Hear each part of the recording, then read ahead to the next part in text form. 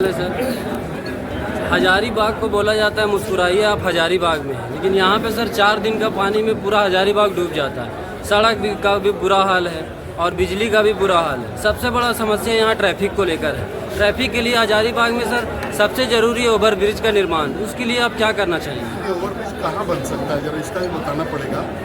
हम लोगों ने बहुत बार सर्वे किया कि ओवर ब्रिज बनना चाहिए, लेकिन कहाँ बनेगा ये भी आपको बताना चाहिए कि कहाँ पर ऐसा कौन सा पॉइंट है जहाँ ओवर ब्रिज बनाने से ये समस्या का निदान होगा। मेरे हिसाब से अगर शहर के बाहर की गाड़ियाँ शहर में नहीं आए जी सर, तो ट्रैफिक के समस्या का निदान हो सकता है। आज बड़का गांव के लोगों को अगर रांची जाना रहता है तो उनको कारगिल चौक होकर के ही रांची जाना पड़ता है, तो ये शहर में इंटर करते हैं, इससे जाम की परिस्थिति उत्पन्न होती है। आज कटकम सांडी के लोगों को कहीं पर भी जाना पड़े तो इंद्रपुरी आना पड़ता है उनको, तभी वो जा सकते हैं। तो अगर शहर के बाहर रोड बन जाए जो शहर के बाहर में लोगों को लेकर के चला जाए, तो हमको लगता है कि शहर का तभी ट्रैफिक से निजात मिलता है। चलिए, बहुत धन्यवाद। आज हमारे साथ मौजूद है भारतीय जनता पार्टी के पूर्व अध्यक्ष टुन्नू गोप जी।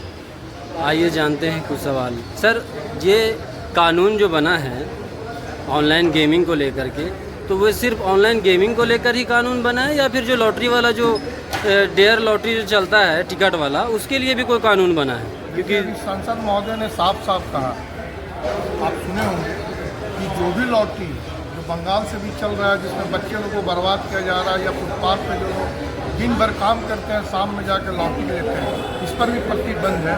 और ऑनलाइन जो अभी माननीय सांसद महोदय ने बताया कि जिस प्रकार से बच्चे लोग गेम खेल रहे हैं और उसमें उस बच्चे को ठगा जा रहा है, 100 में 80 लोग हारते हैं, 20 ही जीतते हैं। और 20 को इसलिए जिताया जाता है कि लोग प्रचार करें कि वो जीत गए। तो ऐसे घर घर के लोगों को बर्बाद किया जा रहा है। जो एक उदाहरण के तौर में उन्होंने पुलिस कांस्टेबल का बात अभी उन्होंने रखा, उनका बेटा चुप के और वो गेम खेलकर पैसा बर्बाद कर रहा था। जब इसकी जांच किया गया तो पता चला उनका बेटा ही पैसा को बर्बाद कर रहा है। तो ऐसे पर माननीय गृह मंत्री ने रोक लगाया है। इसलिए हम लोग भारतीय जनता पार्टी के सारे लोग गृह मंत्री को धन्यवाद देते हैं और संसद में बैठे हुए इस बिल को पारित किए, इसके लिए मैं संसद महोदय को भी धन्यवाद देता हूँ।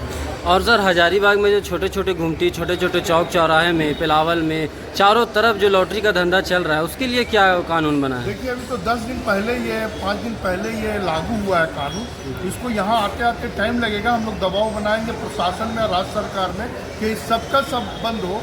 ये गुमटी में भी चल रहा है, उससे भी बंद किया जाए। इस पर भी हम लोग रोक लगाने का ही आगे का काम करेंगे। और सर, मेरा एक और सवाल है कि सांसद निधि से जो पैसा आता है, वो पैसा किन किन कार्यों में खर्च हुआ है अभी तक? देखिए, ये तो आपने जो बात कहा, संसद की जो निधि है वो सीमित निधि है, और सीमित निधि में जहाँ बहुत ज़रूरत है, ज्वलित मामला है, माननीय सांसद महोदय वहाँ पर वो अपना फंड देते हैं। और फंड का कोई लिमिट नहीं होता है, कहीं पर 10 लाख, कहीं 5 लाख, कहीं 15 लाख दिया जाता है। 15 से ऊपर वो टेंडर की प्रक्रिया है, और 15 के नीचे माननीय सांसद महोदय किसी को भी दे सकते हैं वो काम कराने के लिए, जनहित के मामले में। हजारीबाग के युवा और जो ग्रामीण है उसके विकास के लिए अभी तक किन किन कार्यों का काम हुआ है सर? देखिए, अभी लगातार जो है ग्रामीण क्षेत्र के लिए माननीय संसद महोदय ने अभी आपको अपने प्रेस कॉन्फ्रेंस में बात रखी।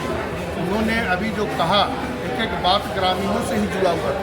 जो अभी बड़का गांव एनटीपीसी का जो उन्होंने मामला उठाया, वो भी ग्रामीणों से ही जुड़ा हुआ है।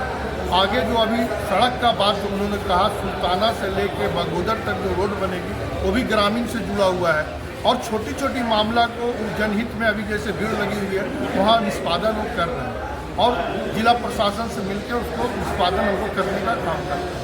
हजारीबाग में क्या ओवर ब्रिज बनना चाहिए सर? देखिए, अभी तो आपको संसद महोदय ने कहा कि जगह बताइए ओवर ब्रिज कहाँ से बनेगा। ओवर ब्रिज अभी माननीय सांसद ने कहा कि जो रोड के किनारे किनारे जो बाईपास है, तो बड़ी गाड़ियाँ अगर निकल जाएगी, जैसे लेपो रोड से गाड़ी अगर उधर का निकल गया हाईवे, तो जाम ऑटोमेटिक मेन रोड में नहीं लगेगा।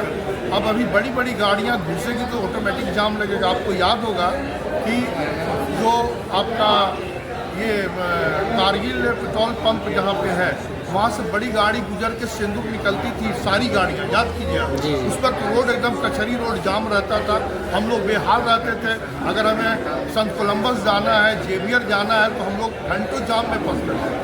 आज की परिस्थिति क्या है? आज की परिस्थिति है कि बाईपास बन गया तो सारी गाड़ी बाहर से निकल रहा है, हम लोग आराम से जेवियर और संत कोलंबस और मटवारी जाना हो तो आराम से चल जाते हैं। इसलिए सांसद महोदय ने बहुत सोच के कहा कि सुल्ताना और बगोदर का रोड, चतरा और बगोदर का रोड बाईपास सिंदूर बन जाएगा तो ऑटोमेटिक जाम की सिलसिला खत्म हो जाएगी, बड़ी गाड़ी नहीं घुसेगी, जाम नहीं होगा। ये बड़ा मुद्दा हजारीबाग के लिए कि पहले बड़ी गाड़ी को रोका जाए, तब जाम की समस्या धीरे धीरे कम ही हो जाएगा अपने आप। और फिर ज़रूरत होगा तो बाद में देखा जाएगा ओवरब्रिज बनाने के बाद। धन्यवाद। आप देख रहे हैं नंबर 1 हजारीबाग।